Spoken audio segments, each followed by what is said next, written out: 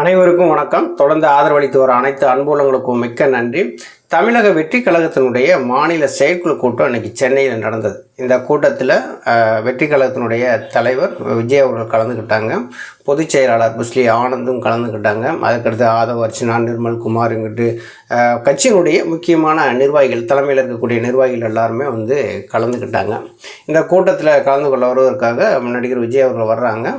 கூட்டத்தில் எல்லாருமே மாநில செயற்குழு உறுப்பினர்கள் எல்லாருமே அதில் இருக்கிறாங்க. அதில் விஜயனுடைய தாயார் அவர்களுமே இந்த கூட்டத்தில் கலந்துக்கிட்டாங்க. அம்மாவிட்ட ஆசி வாங்கிட்டு மேடைக்கு போகிறாரு. எப்போதும் போல் கூட்டம் நடக்கும் இல்லையா, அது மாதிரி கூட்டம் நடைபெற்றது. இந்த கூட்டத்தில் ஒரு முக்கியமான முடிவுகள்லாம் எடுத்திருப்பதாக ஒரு தகவல் வெளியாகிருக்கு. அதில் எப்படின்னா, ஆகஸ்ட் 3வது வாரத்தில் நடிகர் விஜய் அவர்கள் சுற்றுப்பயணம் மேற்கொள்ள போகிறாங்க. எல்லாருமே சொன்னாங்க இல்லையா, விஜய் அவர்கள் கட்சி ஆரம்பிச்சிட்டாரு, சினிமாவுடைய அந்த இதில் முகத்தோடு வர்றாரு, இன்னும் போய் மக்களை சந்திக்கலை அப்படின்னு சொல்லி எல்லாருமே பேசினாங்க. அது எதிர்கட்சிகளாக எல்லாருமே விமர்சனம் பண்ணுறது தான். ஒருத்தர் கட்சி ஆரம்பிக்கிறாங்க அப்படின்னா, அந்த கட்சி ஆரம்பித்ததோடு அவங்க வாட்டில் இருந்துட்டாங்கன்னா அந்த கட்சிக்கான மதிப்பு இருக்காது. அந்த கட்சி ஆரம்பித்த ஒரு தலைவர் மக்களோட மக்களாக இருக்கணும், மக்கள் பிரச்சனைகள் பேசணும் இல்லையா. அப்படி பேசினா தான் மக்களுமே ஏற்றுக்குருவாங்க. விஜய் கட்சி ஆரம்பிச்சுட்டு அவர் வீட்டிலே இருந்துட்டாருன்னா மக்கள் ஏற்றுக்குருவாங்களா? கட்சியை ஏற்றுக்கிற மாட்டாங்க. முதல்ல மக்கள் பிரச்சனைக்காக பரந்தூர் விமான நிலையம் பிரச்சனையை பற்றி பேசுகிறதுக்காக அவர் வெளியில் வந்தார். அதுக்கடுத்து கட்சியினுடைய பூத் கமிட்டி மீட்டிங் போடுறதுக்காக கோயம்புத்தூர் 2 நாள் தங்கினார். இப்போ தமிழக வெற்றி கழகத்தினுடைய அந்த செயற்குழு கூட்டம் சென்னையில் நடந்ததில் அந்த செயற்குழு கூட்டத்தில் ஒரு முக்கியமாக அவங்க என்ன ஆலோசிச்சிருக்காங்க அப்படின்னா, இன்னொரு மாநாடு நம்ம நடத்தியே ஆகணும் அப்படிங்கிறத பேசியிருக்கிறாங்க. ஏற்கனவே கட்சி ஆரம்பிக்கும் போது ஒரு மாநாடு நடத்தார். அப்போம்லாம் கட்டமைப்புகள்லாம் எதுவுமே கிடையாது. தன்னோட இருக்கக்கூடிய ரசிகர்களை வச்சு ஒரு மாநாடு நடத்துனாங்க. கொஞ்சம் பேருக்கு தான் அங்கே தலைமைக்கு பொறுப்புகள் போட்டாங்க. கட்டமைப்புகள் விரிவாக கிடையாது. ஆனால் இந்த டைம் பார்த்திங்கன்னா, ஒரு மாநில அளவில் ஒரு மாநாடு நடத்தணும் அப்படிங்கிறத அவங்க பிளான் பண்ணியிருக்காங்க. அந்த மாநில மாநாடு அப்படிங்கும்போது பார்த்திங்கன்னா, இப்போ எல்லாமே மாவட்ட செயலர்கள் போட்டாச்சு, மாநில நிர்வாகிகள், மண்டல நிர்வாகிகள், அதுக்கடுத்து கிளை கழக நிர்வாகிகள் எல்லாமே போட்டாச்சு. அதிமுக திமுகவில் எப்படியெல்லாம் ஒரு கட்டமைப்பு இருக்கோ அதே மாதிரி இன்றைக்கி தமிழக வெற்றி கழகத்துக்கும் ஒரு கட்டமைப்பு வந்துருச்சு. இந்த கட்டமைப்புலாம் உருவாக்கின பின்னாடி இப்போ நடத்த போகிற மாநாடு தான் நம்ம எந்த அளவுக்கு கூட்டம் சேருது அப்படிங்கிறத நம்ம பார்க்கணும். ஏற்கனவே நடந்த அந்த விக்கிரவாண்டியில் 2024 அக்டோபரில் நடந்த மாநாடு பேசும் பொருளாக இருந்தது. கூட்டம் அதிகமாக இருந்தது. கிட்டத்தட்ட ஒரு 4-5 லட்சம் பேருக்கு மேலே அந்த இதில் கலந்துருப்பாங்க. அதை விட பெரிய அளவில் இங்கே கூட்டம் நடத்தணும். அதுக்கான இடம் எங்கே அப்படின்னா, திருச்சி அல்லது மதுரை 2 இடங்களில் ஏதாவது ஒரு இடத்துல நம்ம கூட்டம் நடத்திக்கலாம் அப்படிங்கிற மாதிரியும் இங்கே பேசப்பட்டிருக்கு. திருச்சி பார்த்திங்கன்னா எல்லா கட்சி தலைவர்களுக்குமே பிடித்தமான இடம். எல்லாரும் ஒரு கட்சியை மக்கள் மத்தியில் கொண்டு போகணும் அப்படின்னா முதல்ல திருச்சியில் மாநாடு போடுவாங்க, அதுக்கடுத்து மதுரையில் மாநாடு போடுவாங்க. அந்த மாதிரி 2 இடத்த அங்கே செயற்குழுவில் தேர்ந்தெடுத்துருக்குறாங்க. அதில் ஒன்று திருச்சி, இன்னொன்று மதுரை. 2ல் ஏதாவது ஒன்று போடுவாங்க. பெரிய அளவில் நடத்தணும் அப்படின்னு சொல்லி திட்டமிட்டு அதுக்கான வேலைகள்லாம் ஆரம்பிச்சிருக்கிறதாகவும் சொல்கிறாங்க. அதற்கடுத்து பார்த்திங்கன்னா, உறுப்பினர் சேர்க்கை அதிகப்படுத்தணும் அப்படிங்கிறதையும் பேசியிருக்கிறாங்க. உறுப்பினர் சேர்க்கை அப்படின்னா, இப்போ நடிகர் விஜய் அவர்கள் கட்சி தமிழக வெற்றி கழகம் ஆரம்பித்த உடனே ஆன்லைன்லேயே பார்த்திங்கன்னா கிட்டத்தட்ட 1,11,00,000 பேர் கட்சியில் உறுப்பினர் சேர்ந்துருக்காங்க அப்படின்னு சொன்னாங்க. ஆனால் இந்த முறை என்ன பண்ணுறாங்க அப்படின்னா, இது உறுப்பினர் சேர்க்கை வீடு வீடாக போய் நீங்கள் உறுப்பினர் சேர்க்கை பண்ணுங்க அப்படிங்கிற இதில் தான் இங்கே பேசியிருக்கிறாங்க. வீடு வீடாக அப்படின்னா ஒரு வீட்டுக்கு ஒரு ஆளை எப்படியாவது கட்சியில் இணைக்கிற மாதிரி பேசியிருக்காங்க. அதுக்கடுத்து ஒரு தெருவுக்கு 2 தாவேகா நிர்வாகிகளை நியமிக்கணும் அப்படிங்கிற மாதிரியும் அந்த கூட்டத்தில் பேசியிருக்கிறாங்க. ஏன்னா ஒரு குடும்பத்தில் ஒருத்தர் இருக்கிறாங்க அப்படின்னா ஒரு தெருவுக்கு 2 நிர்வாகிகளை நியமித்தா தான் நம்ம பூத்துக்கு ஆட்களை கொண்டு போய் சேர்க்க முடியும், நம்ம வாக்குகளை வாங்க முடியும் அப்படிங்கிற எண்ணத்தில் கூட அவங்க தெருவுக்கு 2 நிர்வாகிகளை போடணும் அப்படிங்கிறத பேசியிருக்கிறாங்க. ஜூலை மாதம் இதுக்கான வேலையெல்லாம் நீங்கள் நடைமுறைப்படுத்திடணும். உறுப்பினர் சேர்க்கை நீங்கள் தாமதிக்கக்கூடாது. எப்படி நம்ம 2 கோடிக்கு மேலே நம்ம உறுப்பினர்களை சேர்க்கணும் அப்படிங்கிற எண்ணத்தில் அங்கே பேசியிருக்கிறாங்க. அதுக்கடுத்து பார்த்திங்கன்னா 12,500 கிளைக்கழகங்கள் இருக்கு இல்லையா.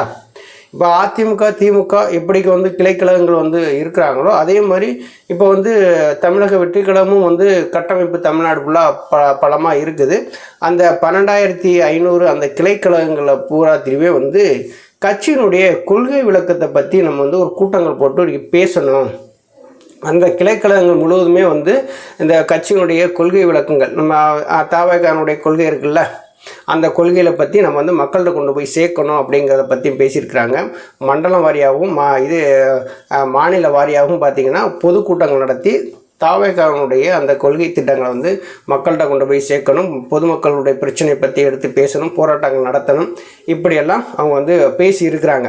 இப்போ நடிகர் விஜய் அவர்கள் வந்து என்ன பண்ணுறாங்கன்னா, ஆகஸ்ட் மாதம் 3ஆம் தேதிக்கு வந்து இது பொதுமக்களை வந்து சந்திக்கிறார், சுற்றுப்பயணம் வந்து போகிறார்.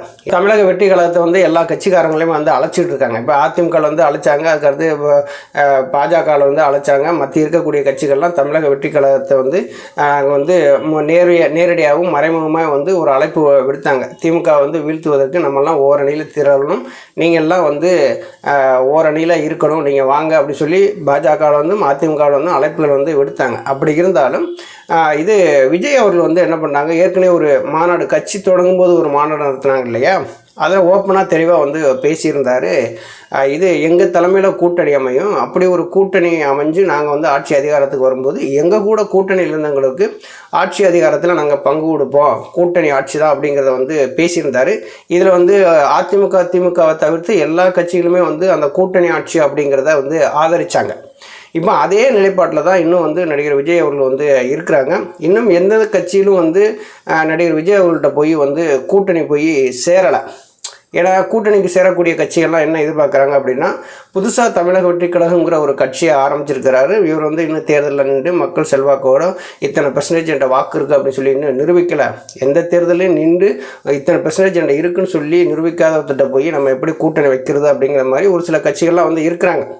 ஏன்னா இன்றைக்கி வந்து இப்போ அதிமுக எத்தனை பெர்சன்டேஜ் இருக்குது, திமுக எத்தனை பெர்சன்டேஜ் இருக்குன்னு சொல்லிட்டு ஓப்பனாக தெரியும், இவங்களோட போனால் நம்ம ஜெயிச்சிருவோம் அப்படிங்கிறது தெரியும்.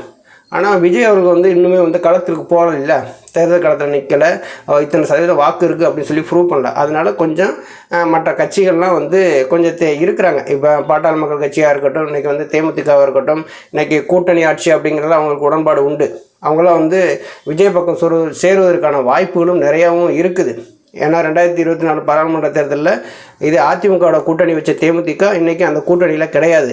இன்றைக்கி பிஜேபியோட கூட்டணி வச்ச பாட்டாளி மக்கள் கட்சி இன்றைக்கி அந்த என்டிஏ கூட்டணியில் கிடையாது. அப்போ இவங்கெல்லாம் தனித்து இருக்கிறாங்க. அவங்களாம் வந்து நாளைக்கு விஜய் பக்கம் சேருவதற்கான வாய்ப்புகள் வந்து இருக்கும். ஆகஸ்ட் 3ஆவது வாரத்தில் பார்த்திங்கன்னா தமிழக வெற்றி கழகத்தினுடைய தலைவர் விஜய் அவர்கள் வந்து சுற்றுப்பயணம் போகிறாங்க, தமிழகம் முழுவதும் சுற்றுப்பயணம் போகிறாங்க. அந்த சுற்றுப்பயணம் போகிறதுக்கு முன்னாடியே பெரிய அளவில் வந்து நம்ம ஒரு மாநாட்டை நடத்தி முடிச்சிடணும் அப்படின்னு சொல்லி பேசி முடிவெடுத்துருக்குறாங்க. அந்த மாநாடு வந்து தமிழகமே திரும்பி பார்க்குற அளவுக்கு இருக்கணும் அப்படிங்கிறதையும் பேசியிருக்கிறாங்க. ஏன்னா கட்டமைப்புகளை கொண்டு இன்றைக்கி நடத்தக்கூடிய இந்த மாநாட்டில் எத்தனை லட்சம் பேர் வந்து திரண்டு வர்றாங்க அப்படிங்கிறதா எல்லோருடைய எதிர்பார்ப்பாகவும் இருக்குது. முழுக்க ரசிகர்களை மட்டுமே நம்பி வந்து விஜய் அவர்கள் வந்து 2024 அக்டோபரில் விக்ரவாண்டியில் ஒரு மாநாடு நடத்தினார், அது பெரிய வெற்றியை பெற்றது. அதே மாதிரி இப்போ நம்ம கட்டமைப்புகளோடு இருக்கிறதுனால இப்போ ஒரு மாநாடு நடத்தியே ஆகணும் அப்படிங்கிறது தான் அவருடைய பிளானாக இருக்குது. மக்கள்கிட்ட போய் எப்போதுமே வந்து அவங்களோட குறைகளை கேட்டுக்கிட்டே இருக்கணும் நிர்வாகிகள் அப்படிங்கிறதையும் அவங்க பேசியிருக்கிறாங்க. அநேகமாக விஜயனுடைய சுற்றுப்பயணம் வந்து அரசியலில் மிகப்பெரிய ஒரு எதிர்பார்ப்பை தான் உண்டு பண்ணியிருக்கு. விஜயனுடைய சுற்றுப்பயணம் அவருடைய தேர்தல் வியூகங்கள்லாம் வந்து வேறு மாதிரி இருக்குது. ஒருவேளை வந்து அதிமுக இந்த முறை வந்து பார்த்திங்கன்னா களத்திலேயே இருக்காது அப்படிங்கிற மாதிரி தான் தெரியுது. ஏன்னா பிஜேபியோட கூட்டணி வச்சு தான் எடப்பாடி பழனிசாமி தேர்தலை சந்திக்க போகிறாரு. ஒருங்கிணைந்த அதிமுகவும் கிடையாது.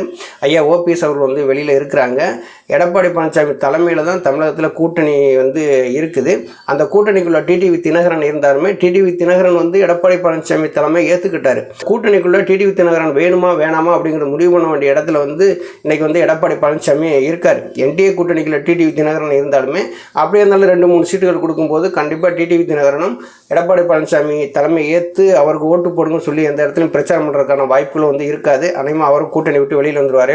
கட்சியை ஒன்று சேர்க்கணுங்கிற எண்ணம் வந்து எடப்பாடி பழனிசாமிகிட்ட கிடையாது. ஐயா ஓபிஎஸ் அவர்கள் திரும்ப திரும்ப சொல்லிகிட்டே இருக்காங்க, கட்சியை வந்து நீங்கள் ஒருங்கிணைங்க, அப்போ தான் அம்மாவோட ஆட்சியை கொண்டு வர முடியும் அப்படின்னு சொல்கிறாங்க. எடப்பாடி பழனிசாமி நான் ஒரு ஆளே போதும் அப்படிங்கிறாரு. நடிகர் விஜய் அவர்கள் வந்து ஒரு விஷயத்தில் தெளிவாக இருக்காங்க. சித்தாந்த ரீதியாக நாங்கள் வந்து பிஜேபி வந்து நாங்கள் எதிர்க்கிறோம், அரசியல் ரீதியாக வந்து நாங்கள் திமுக வந்து எதிர்க்கிறோம். அதனால் பிஜேபி இருக்கிற இடத்துல வந்து தமிழக வெற்றி கழகம் கூட்டணி சேருவதற்கான வாய்ப்புகள் வந்து கிடையாது.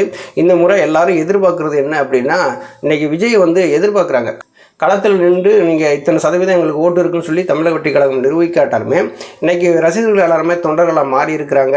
அப்போ வந்து அவங்க எல்லாருமே வந்து பெரிய எதிர்பார்ப்பில் இருப்பாங்க. பொதுமக்களும் ஓரளவு புதுசாக வர்றவங்களுக்கு ஆதரவு கொடுக்கக்கூடிய இடத்துல இருக்கிறாங்க. இந்த விஜயனுடைய அரசியல் பயணம், அரசியல் வியூகம், அவருடைய சுற்றுப்பயணம் எப்படி இருக்கும் அப்படின்னா அதிமுகவை 3வது இடத்துக்கு தள்ளுறதுக்கான வாய்ப்புகள் வந்து நிறைய இருக்குது. நன்றி, வணக்கம்.